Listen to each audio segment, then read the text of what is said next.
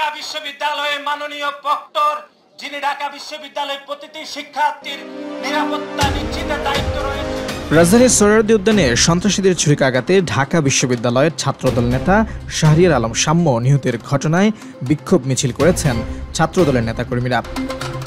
মঙ্গলবার দিবাগত রাত ২টার দিকে ঢাকা মেডিকেল কলেজ থেকে তাৎক্ষণিক মিছিল বের করেন তারা। পরে বিশ্ববিদ্যালয়ের ভিসি চত্বরে ভিসির বাসভবনের সামনে বিক্ষোভ করেন নেতাকর্মীরা।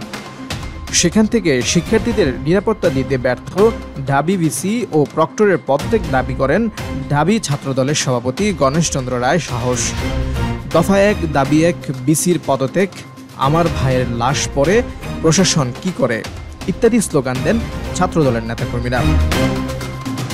মিছিলে ছাত্রদল সভাপতি রাকিবুল ইসলাম রাকিব, সাধারণ সম্পাদক নাসির উদ্দিন নাসির, ঢাবি ছাত্রদলের সভাপতি গণেশচন্দ্র রায় সাহস, সাধারণ সম্পাদক নাহিদুজ্জামান শিপন সহ বিভিন্ন পর্যায়ের নেতাকর্মী উপস্থিত ছিলেন।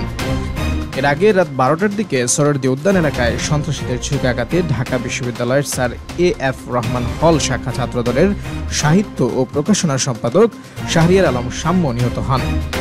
শাম্য ঢাকা বিশ্ববিদ্যালয়ের শিক্ষা ও গবেষণা বিভাগের মাস্টার্সের শিক্ষার্থী ছিলেন। তার গ্রামের বাড়ি সিরাজগঞ্জের উল্লাপাড়া থানা এলাকায়।